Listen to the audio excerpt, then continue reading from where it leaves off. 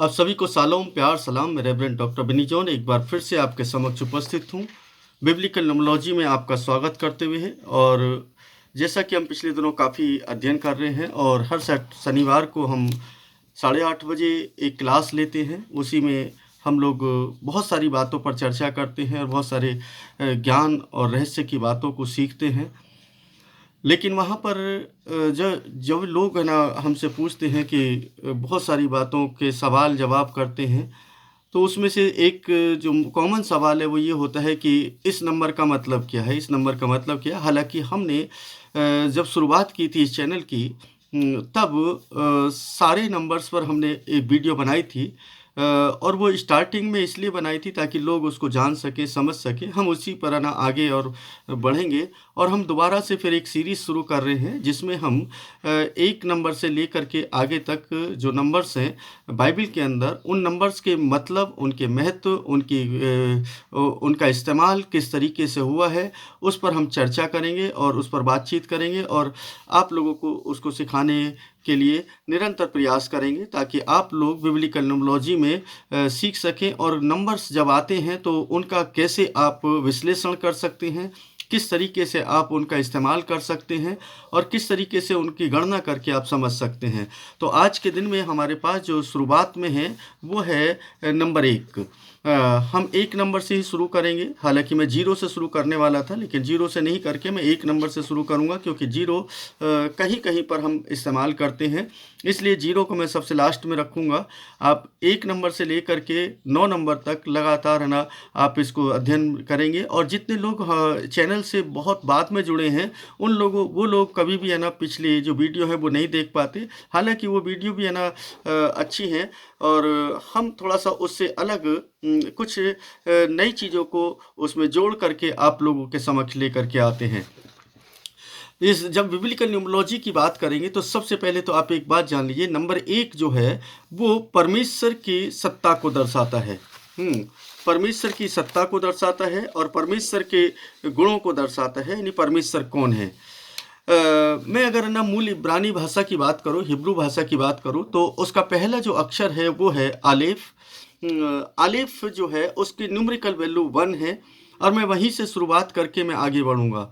आलेफ में एक बैल की आकृति है ना थी, जो पिक्टोग्राफ में उसको देखते तो बैल की आकृति जो थी वो एक तस्वीर बनाई जाती थी और जिसका अर्थ होता था ताकत, यानी कि बैल की जैसी ताकत, प्रमुख यानी कि हेड, राजकुमार और नेता और पहले मतलब प्रथम। अलिफ एक वचन है और वो इसका मतलब ये भी निकलता है कि मैं करूँगा को भी है ना चिन्हित करता है, मतलब उसको बताता है कि देखो मैं हूँ, मैं करूँगा। एक का संख्यात्मक मान जो है जो है ना उसका मूल वह निकलता है, उसका भी है ना प्रतिनिधित्व जो करता है। वो क्या क्या प्रतिनिधित्व करते हैं, कौन कौन से शब्द हैं जो इस्तेमाल कर सकते हैं। एक का मतलब होता है एकता, प्राथमिकता, प्रधानता, प्रथम, शुरुआत और प्रतिनिधित्व। ये भी उसके मतलब निकलते हैं। अब ये नंबर्स की बात कर रहा हूँ तो आप है ना थोड़ा सा गणना खुद ही करेंगे, इसका ध्यान रखें, क्योंकि मैं इस एडिट नहीं करूँगा इन वीडियो को, क्योंकि इसमें बहुत समय लगेगा और मैं इतना लंबा वीडियो नहीं बना सकता हूँ क्योंकि समय बहुत ज़्यादा लग जाता है और उसके बाद एडिट करने में काफ़ी टाइम लगता है। तो आप लोग प्लीज़ है ना गौर से सुन करके उसको नोट कर सकते हैं, आप नोट्स तैयार कर लें ताकि आप लोग ना उसको सीख सकें। दूसरा, अगर है ना हम इसको देखें कि बाइबल के अंदर देखते हैं कि ये किस बिंदु पर ना ये बात करती है बाइबल और कि एक नंबर के विषय में क्या क्या वो बताती है। उत्पत्ति 1:1 यहाँ पर एक नंबर इम्प्लीमेंट होता हुआ नजर आता है और एक नंबर जो है वो कहता है आरंभ में, यानी कि आदि में परमेश्वर ने आकाशों और पृथ्वी की सृष्टि की। मैंने आकाशों शब्द इस्तेमाल किया है, आपकी बाइबल में आकाश होगा, जबकि इंग्लिश की बाइबल में वहाँ पर आप देखेंगे तो हेवंस आया है और हिब्रू में भी वहाँ पर भी आप देखेंगे तो स्वर्गों का जिक्र किया गया है। मतलब एक नहीं, एक आकाश नहीं, बल्कि मतलब आकाश शब्द नहीं है, आकाशों बोल सकते हैं इसको या स्वर्गों बोल सकते हैं, ठीक है। हाँ, तो उसने ना वहाँ पर सृष्टि की। लेकिन सबसे बड़ी बात है, क्या आपने जो है इस बात को पकड़ के रखा है अभी तक, है ना, आकाश की सृष्टि की और पृथ्वी की सृष्टि की। वैज्ञानिक लोग जो है वो हमें एक बात बताते हैं, हमें ना थोड़ा साइंस के नज़रिए से भी देखेंगे। जो पूरी सृष्टि है, पूरी जो कायनात है, वो तीन चीज़ों से मिलकर के बनी है। तीन चीज़ों से मिलकर के बनी है। नंबर एक समय, नंबर दो स्थान, और नंबर तीन पदार्थ। ये तीन चीज़ें हैं जो है ना इस सृष्टि के अंदर हैं, समय, स्थान और पदार्थ। उत्पत्ति एक एक में ये दिखाई देता है, प्रधानता, प्राथमिकता, शुरुआत, प्रथम जो है वो दिखाता है, यहाँ पर दर्शाता है। आप उसको वहाँ पर देख सकते हैं उत्पत्ति एक एक के अंदर। परमेश्वर कहता है कि परमेश्वर ने ये तीनों को एक ही समय में बनाया है। जो भी चीज़ आप ये तीनों चीज़ें दे, समय, स्थान, पदार्थ, ये तीनों को एक ही समय में बनाया। और आदि काल में जो है आप देखेंगे परमेश्वर ने आकाश अंतरिक्ष भी बोल सकते हैं, आकाश भी बोल सकते हैं, और पृथ्वी और तमाम वो पदार्थों को की रचना जो है एक ही बार में की है, अलग अलग नहीं की है। अब हम इसको कहते हैं कि एक जो है वो सिंगल है, मतलब एक वचन है, ना कि बहुवचन है। अब इसको मैथमेटिकल भी देख लेते हैं। एक को एक से विभाजित करेंगे तो आपको देखेंगे कि एक ही आएगा। वहाँ पर विभाजन है, मतलब विभाजन दिखा रहा है। जब उसको भाग करेंगे, एक को एक से भाग करेंगे, तो उसकी जो वैल्यू है वो एक ही आती है, एक से अलग नहीं जाती है। तो इसका मतलब हुआ कि एक जो है परमेश्वर की सत्ता को, परमेश्वर के कानून को, वो परमेश्वर के उपस्थिति को दिखाता है। हम आगे चलते हैं नए नियम के अंदर, तो वहाँ पर देखते हैं कि नंबर एक जो है हमें दिखाई देता है यूहन्ना रचित सुसमाचार के अंदर, और वहाँ पर यीशु मसीह स्वयं उसको है ना प्रेजेंट कर रहे हैं। वो कहते हैं आदि में वचन था, आदि में वचन था, और वचन परमेश्वर के साथ था, और वचन ही परमेश्वर था। आप देखें कि यहाँ पर तीन बार तीन चीज़ों को उसने मतलब बताया है। आदि में वचन था, और वचन परमेश्वर के साथ था, और वचन ही परमेश्वर था। अब देखिए तीनों को एक ही जगह पर उसने बताया। अब हम इसको देखते हैं उत्पत्ति एक एक के अंदर कि वचन था वहाँ पर, यीशु था वहाँ पर, और न केवल स्वयं परमेश्वर था, वह परमेश्वर के साथ था। मतलब वचन जो है परमेश्वर के साथ था। जब आप बोलते हैं, जब आप है ना कोई भी, मैं बोल रहा हूँ तो ये वचन है ना निकल रहा है, यानी कि शब्द, वचन को दूसरे शब्दों में कहेंगे शब्द, तो शब्द जो है वो निकलता है। तो वो शब्द यीशु मसीह भी शब्द है, मतलब वचन है। दूसरे शब्दों में हम इस तरीके से इसको बोल सकते हैं। और वह अकेला नहीं है, वह परमेश्वर साथ है, मतलब वचन मुँह से किसके निकला? परमेश्वर के। तो वह एक ही था, लेकिन फिर भी एक से अधिक नजर आते हैं, क्योंकि मैं वहाँ पर त्रिएक की बात है ना इसलिए नहीं कर रहा हूँ क्योंकि आत्मा भी वहाँ पर मौजूद है। आत्मा जो कि हवा के अंदर है ना विचरण करता है, क्योंकि आत्मा पानी के ऊपर क्या हो रहा था? मंडला रहा था। इफिसियो बाइबल जो है एकता के विषय में, एक नंबर के विषय में कुछ इस तरीके से बयान करती है। अगर हम इफिसियो 4 उसके 4 से 6 पद को देखते हैं तो यहाँ पर और थोड़ा सा विस्तार से है ना समझाया गया। पौलुस है ना इसको प्रमाणित करते हैं। एक ही देह है और एक ही आत्मा है, जिस प्रकार तुम बुलाए गए थे उसी प्रकार तुम्हारे बुलाए जाने की एक ही आशा, एक प्रभु, एक विश्वास, एक बपतिस्मा, एक परमेश्वर और सबका पिता जो सबके ऊपर है और सबके द्वारा जो तुम सब में है। इसका मतलब है कि यहाँ पर आप देख सकते हैं कि पौलुस भी एक नंबर को कितना प्रेफरेंस दे रहे हैं और कितना विस्तार से उसको बताने की कोशिश कर रहे हैं। और ये जो एक सच है जो आपके ना बिल्कुल होश उड़ा देगा, इसको ना मैं ऐसा बोल सकता हूँ कि आपको सोचने में मजबूर कर देगा। सृष्टि के पहले दिन प्रकाश को अंधकार से अलग किया। सृष्टि के दिन जब सृष्टि की तो पहला दिन था वो, यानी प्रथम दिन प्रकाश को अंधकार से अलग किया। जबकि हम सोच सकते हैं कि इसका मतलब विभाजन है। याद रखें, एक के बाद एक विभाजन होना अभी भी एक ही नजर आता है। मतलब विभाजन हो गया है लेकिन फिर भी एक ही नजर आता है, क्योंकि बिना आकाश के हम पृथ्वी की गणना नहीं कर सकते, पृथ्वी का अस्तित्व नहीं समझ सकते, और बिना पृथ्वी के आकाश की और आकाश के बिना पृथ्वी की, दोनों एक ही है। मतलब दोनों हैं तो एक है, तब जाकर के ये एक होता है। यह वास्तव में अलग होने का या परमेश्वर के उसके प्रकाश को अंधेरे से अलग या पवित्र बनाने का प्रदर्शन कर दिखाई दे रहा है कि है ना उसने एक को कैसे विभाजित किया है, किस तरीके से उसको अलग किया है। इब्रानी भाषा में एक खास बात यह क्या है, सृष्टि के पहले दिन को पहला दिन नहीं कहा जाता है। इब्रानी में जब इब्रानी बाइबल को पढ़ते तो वहाँ पर पहला दिन नहीं बोला जाता, वहाँ पर एक दिन कहा जाता है। और यह जो नंबर है एक पूर्णता और पूर्णता की बात करता है और किसी चीज़ की बात ही नहीं करता है। तो इसका मतलब हुआ कि यहाँ पर एक अद्भुत सी बात नज़र आती है। एक दिन शुरुआत में वापसी की नज़र आता है, मैंने कि जो आदन की वाटिका को बनाया वहाँ पर हम जब ना आगे बढ़ते हैं बाइबल के अंदर तो वहाँ पर नज़र आता है। मैं यहाँ पर कुछ जो आयतें बता रहा हूँ या कुछ रेफरेंसेस दे रहा हूँ, आप उनको नोट करेंगे क्योंकि मैं इसको एडिट नहीं करने वाला हूँ। इसके साथ साथ मैं आपसे गुजारिश भी करूँगा चैनल को सब्सक्राइब ज़रूर कर लें और लाइक कमेंट ज़रूर करें ताकि मैं और ज़्यादा उत्साह के साथ आप लोगों को अच्छी चीज़ों को सिखा पाऊँ और बाइबल की उन बातों को, जिन बातों को आप अभी तक नहीं सुन पाए हैं या सीख पाए हैं, और आप सीखने पाएंगे। और शनिवार के दिन आप ना 8:30 बजे आप क्लास अटेंड कर सकते हैं। आप मुझे नंबर भेज दें ताकि मैं आपको लिंक भेज सकूं। चलिए हम आगे बढ़ते हैं। यशायाह नबी की पुस्तक उसका 46 बाब और उसके 10 पद के अंदर और प्रकाशित वाक्य 21:6, 22:13 भी वहाँ पर इस तरीके से कहता है, एक दिन सभी चीज़ों की मतलब पुनर्स्थापना की जाएगी, मतलब वहाँ पर बनाया जाएगा। इन अद पदों को देख ले, यशायाह 46:10, प्रकाशित वाक्य 21:6, 22:13।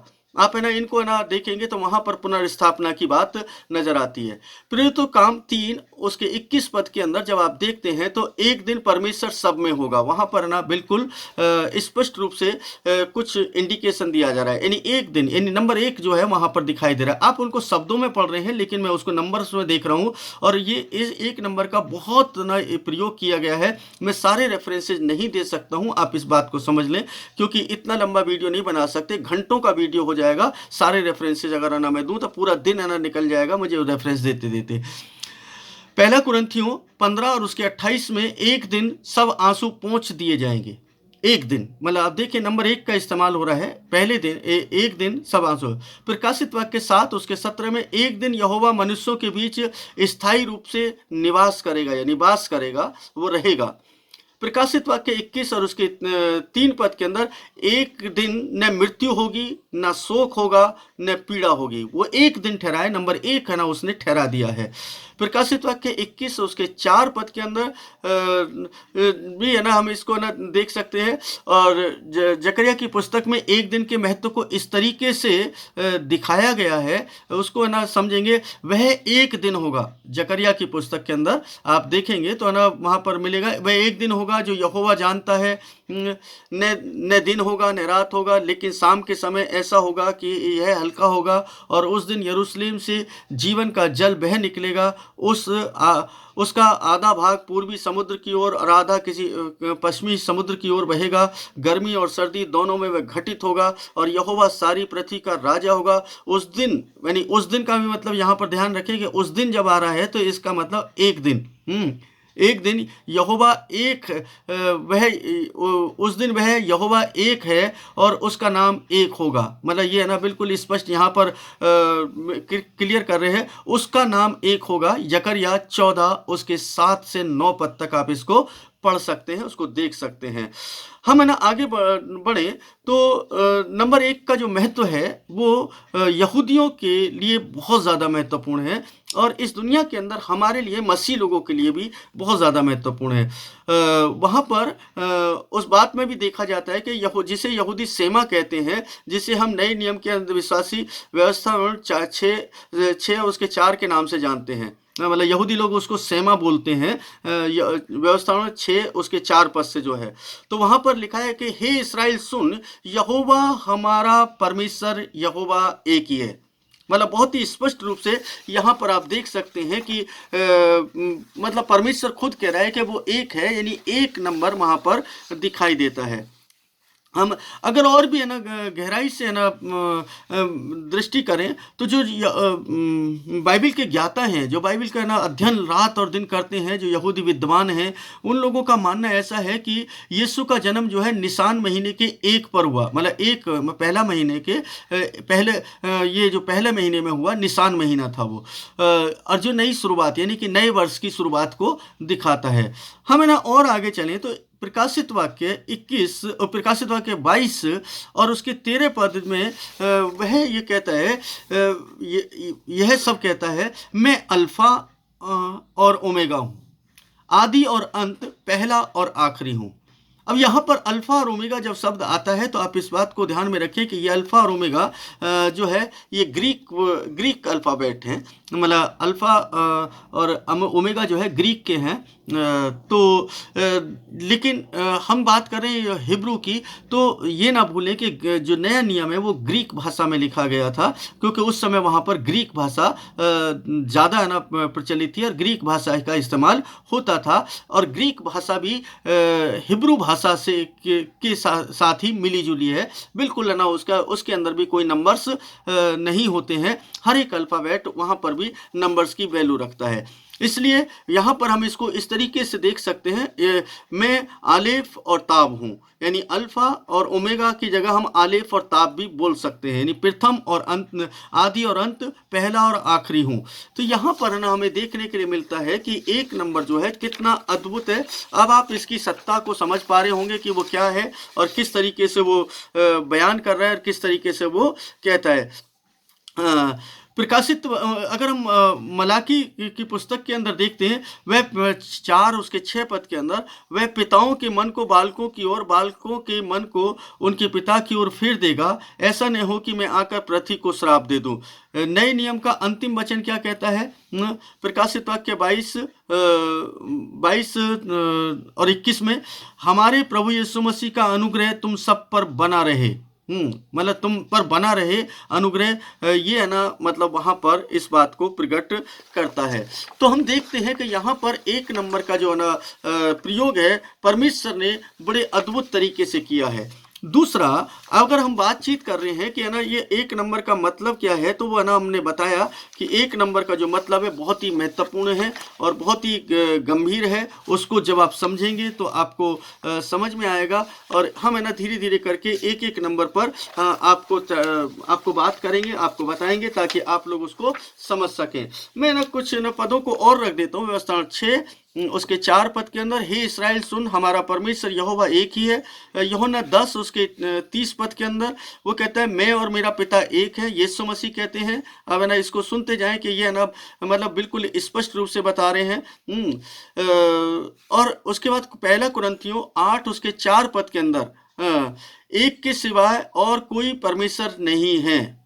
मतलब आप समझ लें कि एक नंबर का आपकी बाइबल में, हिंदी बाइबल में, तमिल बाइबल में है ना, तो वहाँ के जो नंबर्स ना दे करके एक शब्द लिखा गया है, जैसे वर्ड लिखते ना बिल्कुल ऐसे लिखा गया है, लेकिन हम उसको नंबर में देखें, अगर उसी को नंबर्स में देखें, आप पूरी बाइबल के अंदर देखेंगे तो 21,000, 22,000 या ना 3,000 या ना हम देखेंगे 13, तो ना वहाँ पर नंबर नहीं लिखा है बल्कि है ना उसको शब्दों में लिखा गया है। जैसे जिस प्रकार जब बैंक में जाते हैं आप, तो बैंक में जाकर के ना ऊपर है ना आप नंबर्स में लिखते हैं और उसके साथ साथ नीचे एक लाइन होती है, उसको वर्ड में लिखें, यानी शब्दों में भी उसको लिखें, यानी कि जो आपने लिखा है उसको शब्दों में लिखें। तो यहाँ पर शब्दों का प्रयोग किया गया बाइबल के अंदर, ना कि नंबर्स का किया गया है। अगर वो नंबर्स का प्रयोग करेंगे तो ना वो शायद ना अच्छा ना लगेगा, मेरे हिसाब से अच्छा लगेगा, क्योंकि बाइबल जो है पूरी न्यूमेरिकल है, तो न्यूमेरिकल होने के कारण उसको अच्छे समझ पाते हैं। इसलिए शायद ना मेरा मानना ऐसा है कि इसीलिए शायद उनकी तरफ हमारी दृष्टि नहीं गई और ना हमने कभी उन पर गौर नहीं किया, क्योंकि हमने शब्दों के अनुसार अंकों को पढ़ा है, जबकि वहाँ पर अंक मौजूद हैं और अंक है ना वहाँ पर बातचीत कर रहे हैं, बोल रहे हैं। चलिए ना हमारा और देख लेते हैं, आगे भी है ना देखेंगे कि ताकि है ना वो आपको कुछ और क्लियर हो जाए।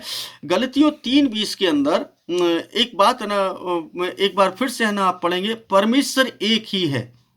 गलतियों 3:20 के अंदर परमेश्वर एक ही है।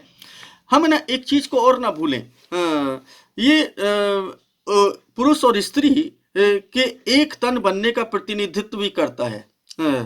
पुरुष और स्त्री के एक बनने का भी प्रतिनिधित्व करता है। और उत्पत्ति 2 उसके 24 पद के अंदर इस बात को स्पष्ट रूप से बताया गया है कि वो 2 नहीं बल्कि एक तन होंगे। मरकुस 10 उसके 7 से 9 पद के अंदर भी आपको यही देखने के लिए मिलता है। उद्धार के विषय में परमेश्वर क्या कहता है? उद्धार में परमेश्वर और मनुष्य के मिलन का प्रतिनिधित्व भी करता है। उद्धार के लिए परमेश्वर और मनुष्य के मिलन का प्रतिनिधित्व ये अंक करता है कि अगर है ना परमेश्वर एक अंक हमारे बीच में है तो हम परमेश्वर से मेल कर सकते हैं, परमेश्वर से मिल सकते हैं। और वही वो इकलौता परमेश्वर है जो हम में वास करता है, और वही इकलौता परमेश्वर सब में वास करता है। तो उसकी उपस्थिति हर जगह पर मौजूद है। इसके लिए मैं कुछ उदाहरण दे देता हूँ, क्योंकि ज़्यादा पढ़ूंगा तो है ना उसमें फिर आपको रेफरेंस दे देता हूँ। यूहन्ना 17 उसके 11 पद को आप पढ़ सकते हैं। यूहन्ना 17 उसके 11 पद को, 20 का 21 पद को भी आप पढ़ सकते हैं। नोट करते रहें, 20 का 21 पद पढ़ सकते हैं। पहला कुरिन्थियों 6 उसके 17 पद को भी आप पढ़ सकते हैं। इफिसियों 5 उसके 30 पद को भी पढ़ सकते हैं। मैं दोबारा से रिपीट कर देता हूँ, क्योंकि ये ना मैसेज नहीं है, क्लास के रूप में ले रहा हूँ, क्योंकि यही है ना ये चीज़ें आपको जो है ना क्लास अटेंड कर रहे हैं उन लोगों के भी काम आएंगे, और जो लोग नहीं है ना कर रहे हैं उन लोगों के भी काम आएंगे। जो सीख रहे हैं बिब्लिकल नॉलेज वो उन लोगों के लिए तो बहुत काम आने वाली है, जो नहीं सीख रहे हैं उनके लिए भी एक परमेश्वर की जो गूढ़ बातें हैं उनको वो समझ पाएंगे। खैर है ना, यहाँ पर है ना इसको दोबारा से रिपीट कर देता हूँ। उद्धार में परमेश्वर और मनुष्य के मिलन का प्रतिनिधित्व जो करता है, वो कुछ पद है ना मैं जो बताए हैं उनको दोबारा रिपीट कर रहा हूँ, आप नोट कर लीजिए। यूहन्ना 17 उसके 11 पद, 20 का 21 पद, पहला कुरिन्थियों 6 का 17 पद, इफिसियों 5 उसका 30 पद। अब हम है ना और बात कर लें तो है ना एक बात को देखें कि जो अन्य संख्याएं, जो सभी संख्याएं वो स्वतंत्र हैं, मतलब एक जो है स्वतंत्र नहीं है, वो है ना एक दूसरे के साथ जुड़ी है। जब 2 पर जाएंगे तो 2 में क्या होगा, 1 + 1 है ना होता है, और जब 3 में जाएंगे तो 1 + 2 हो जाता है। तो इस तरीके से वो है ना डबल डिजिट में आ जाता है और डबल संख्या बन जाती है, क्योंकि उसको प्लस करेंगे तभी जा करके वो नई संख्या बनती है। इस तरीके से बिब्लिकल न्यूमरोलॉजी को आप ना सीखेंगे और आगे जा करके हम इसकी न्यूमेरिकल वैल्यू को और अधिक बयान करेंगे ताकि आप लोग उसको समझ पाएं, उसको सीख पाएं। तो जैसा मैंने बताया, मैं ना एक बार फिर से रिपीट कर रहा हूँ, आप ना नोट कर लीजिए। पहले शुरुआत में नोट नहीं किया तो अभी भी आखिर में नोट कर सकते हैं। जो हिब्रू भाषा का जो अलेफ बेत का पहला अक्षर है वो है अलेफ। आलेफ को एक बैल की आकृति से दर्शाया जाता था। पिक्टोग्राफ ना पालियो पिक्टोग्राफ में उसका चिन्ह बनाया जाता था आलेफ के लिए। तो वो भविष्यवाणी की तस्वीर, यानी कि वो इससे ये निर्धारित करते थे कि इस चिन्ह का मतलब क्या क्या है और वो क्या क्या ना बताता है। तो वो है ना जो है उसका अर्थ था ताकत। अब है ना जब है ना कभी भी आप अलीफ को ना इस्तेमाल करेंगे तो उसके सेंस को, उसके मर्म को समझ पाएंगे। ताकत है यानी बैल के जैसे है, मतलब शक्ति है उसके अंदर, क्योंकि जैसे बैल में शक्ति होती है उसी ठीक उस तरीके से 1 नंबर के अंदर वही शक्ति है, सामर्थ्य है। और प्रमुखता है यानी कि वो सबसे हेड है। राजकुमार यानी कि अकेला है वो, मतलब एक राजा के जैसे है वो, क्योंकि राजा के बाद राजकुमार ही राजा बनता है। नेता यानी लीडरशिप है वहां पर। प्रथम है मतलब पहला है, एक वचन है ये। और वो ये भी दिखा रहा है मैं करूंगा, यानी कि मैं करने वाला हूं या करूंगा। ठीक है, अब इसका ना संख्यात्मक मान को भी है ना हम साथ के साथ देख लेते हैं। एकता को दिखाता है, प्राथमिकता को दिखाता है, और प्रधानता को, प्रथम और शुरुआत। यानी कि अब है ना कहेंगे कि ना मैं 8 नंबर में भी शुरुआत बता रहा हूं, तो ना 8 नंबर का अलग मीनिंग है, उसका वहां पर मान देखें, क्योंकि आरंभ में परमेश्वर ने आकाश और पृथ्वी की सृष्टि की। तो ये जो है ये सब आपको समझ में आ गया होगा, और मुझे उम्मीद है कि आप ना अच्छे से उसका अध्ययन कर पाएंगे और सीख पाएंगे और आगे बढ़ पाएंगे, और मेरे साथ बने रहें। और जो लोग है ना सीखना चाहते हैं वो लोग ना आप एवरी सैटरडे 8:30 बजे हमें ज्वाइन कर सकते हैं। हम है ना लिंक भेज देंगे, कीजिए प्लीज़, है ना। आप हमें केवल अपना नंबर, है ना, और अपना नाम और किस जगह से वो, है ना, भेजें, ताकि हम उसको ऐड कर पाएँ और आप लोगों को लिंक भेज सकें, जिससे कि आप लोग उस क्लास को अटेंड कर सकें और बिब्लिकल न्यूमरोलॉजी को सीख सकें और बाइबल के गूढ़ रहस्यों को जान सकें। परमेश्वर को किस और अधिक समझने के लिए आपको बिब्लिकल न्यूमरोलॉजी पर, है ना, चर्चा करनी पड़ेगी और उसको जानना पड़ेगा। और जैसा कि हमें ना हमने बताया है कि मार्च महीने से हम, है ना, एक नई शुरुआत करने जा रहे हैं। तो उसमें जो लोग, है ना, अभी हमारे साथ जो ज्वाइन कर रहे हैं, उन्हीं लोगों को, है ना, हम, है ना, फर्स्ट प्रेफरेंस दे रहे हैं, ताकि, है ना, वो लोग, क्योंकि वो लोग ऑलरेडी, है ना, उस पर वर्क कर रहे हैं और काफ़ी समय से वो लोग सीख रहे हैं, तो उनको, है ना, उनका इंटरेस्ट है। जब तक आप सीखने का इंटरेस्ट नहीं रखेंगे तब तक, है ना, आपका कोई फ़ायदा नहीं होगा। खाली वीडियो देख रहे हैं वो एक अलग बात है, वीडियो से आपको बहुत सारी नॉलेज ज़रूर मिल सकती है, लेकिन सीखने उस तरीके से नहीं सीख सकते, क्योंकि सैटरडे में जब हम बात करते हैं तो उस पर, है ना, हम थोड़ा सा विस्तार से बातचीत करते हैं हर एक सब्जेक्ट पर और हर एक नंबर पर, हर एक गणना पर, ताकि आप लोग उसको समझ सकें। बाइबल के गूढ़ रहस्यों को जानने के लिए आप हमारे साथ जुड़ रहे हैं। और आपको बता दें, भारत के अंदर पहला, है ना, ये बिब्लिकल न्यूमरोलॉजी चैनल है और ये पहली बार भारत के अंदर बाइबल की ऐसी न्यूमरोलॉजिकल गणना को लेकर के परमेश्वर ने, ना, जो हमें भेजा है, वो इसलिए ताकि परमेश्वर के गूढ़ और रहस्य की बातों को जान सकें। हमारा कोई उद्देश्य, कोई संस्था या कोई, है ना, कोई पंथ चलाना नहीं है। हम केवल और केवल, है ना, आपको जहाँ पर हैं, जिस जगह पर हैं, चाहे वो आप, है ना, दिल्ली के अंदर हैं, दिल्ली के बाहर हैं, आप, है ना, किसी यूपी में हैं, पंजाब में हैं, हरियाणा में हैं, तमिलनाडु में, गुजरात में हैं, आपका महाराष्ट्र के अंदर हैं, छत्तीसगढ़ के अंदर हैं, एमपी के अंदर हैं, चाहे आप बिहार के अंदर है, कहीं पर भी हैं, राजस्थान के अंदर है, किसी भी प्रदेश के अंदर हो, आप ऑनलाइन, है ना, उसको सीख सकते हैं। आप हमारे साथ, है ना, उसको बने रहिए, सैटरडे क्लास अटेंड करिए और उसके साथ साथ आने वाले मार्च के लिए आप लोग रजिस्ट्रेशन, है ना, कर लीजिए, ताकि, है ना, हमें पता रहे कि कौन कौन लोग सीखने वाले हैं। हम उसकी लिस्ट बनाएंगे और बाकायदा उनके नाम, है ना, वेबसाइट पर डाल दिए जाएंगे। परमेश्वर आप सभी को आशीष और बरकत दे। परमेश्वर आप सभी के साथ हो। परमेश्वर का अनुग्रह आपके और आपके परिवारों पर, आपके कारोबार पर, आपकी नौकरियों पर बना रहे। इन्हीं प्रार्थनाओं के साथ आप सभी को प्यार, सलाम, शालोम।